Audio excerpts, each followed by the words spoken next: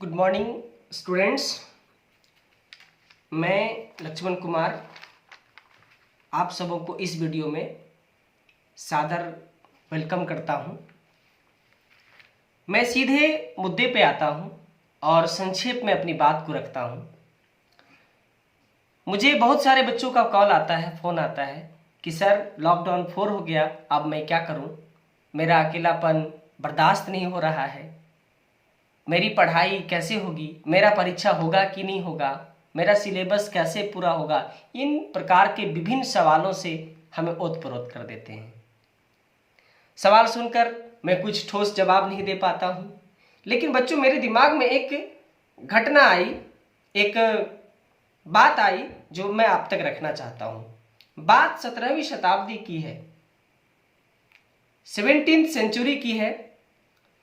सन 1665 ईस्वी में अचानक इंग्लैंड में एक खतरनाक बीमारी फैला जिसको हम लोग फ्लैग बीमारी कहते हैं।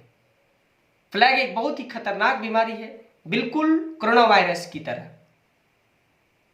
अब आपके मन में सवाल होगा कि सर उस फ्लैग बीमारी के बारे में इस वीडियो में आप क्या बताना चाहते हैं। तो बच्चों, चूंकि मैं साइंस का आदमी हूं, इसलिए साइंस से जुड़ी हुई रोचक बात आप तक रखता हूं।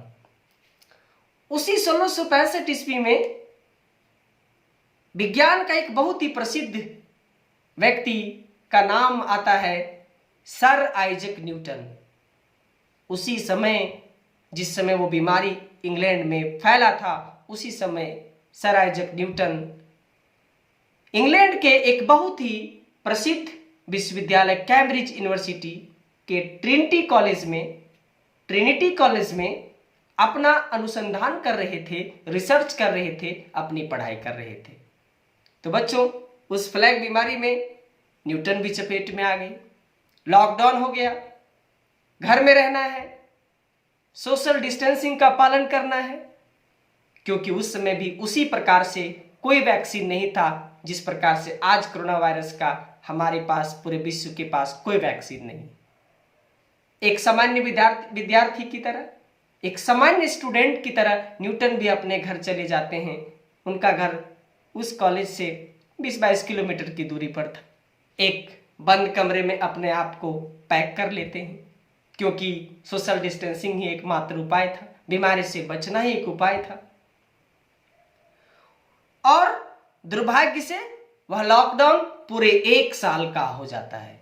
1 साल तक कमरे में, अपने घरों में ही रहना है, ऐसा ऐलान हो जाता है। चूंकि वह खतरनाक बीमारी इतना बड़ा असर इंग्लैंड में छोड़ गया था कि उस समय 1/4 आबादी उस देश का उस बीमारी के चपेट में आकर अपना जीवन खो चुका था। इस डर से सोशल डिस्टेंसिंग बहुत प्रभावशाली स्तर पे आ गया था। न्यूटन भी अपने आप को एक बंद कमरे में रख चुके थे। उस बंद कमरे में उस अकेलेपन को लोग कैसे बर्दाश्त करें? सामान्य आदमी पागल हो जाएगा। लेकिन बच्चों,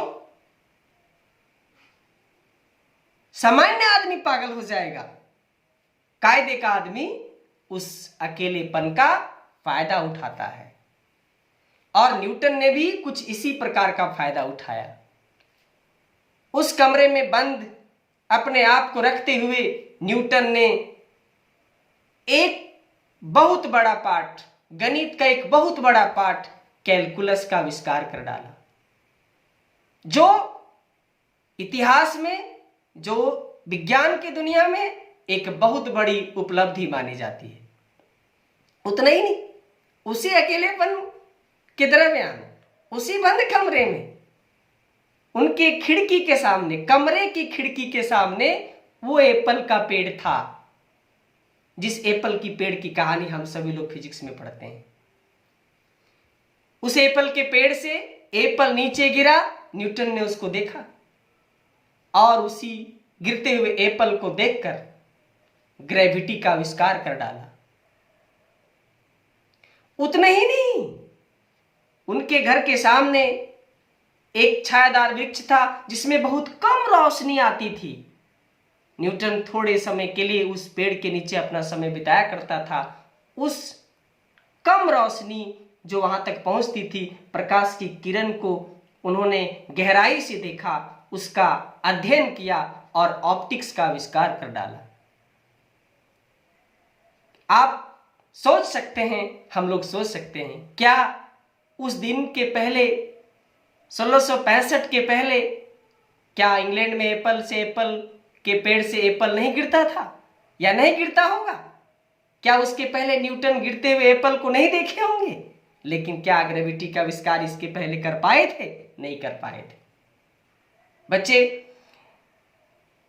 बच्चों, हम लोग अकेले में उन सारे चीजों को सोच पाते हैं जो सामान्य आदमी सामान्य जीवन में नहीं सोच पाता है। तो मेरा आपसे आग्रह होगा कि इस अकेलेपन को बोझ ना समझें, इसे सकारात्मक रूप में लें, इसको तोहफा समझें, इसको अपने किस्मत का एक पिटारा समझें और इसका भरपूर इस्तेमाल करें और अपने जीवन को संपन्न बना लें, अपने जीवन को मुकाम तक पहुंचा लें। ये मेरा आपसे खास तौर पे एडवाइस होगा, अनुरोध होगा। अपने जीवन को बचाते हुए इस बीमारी से लड़ें और मुकाम तक पहुंचे। धन्यवाद।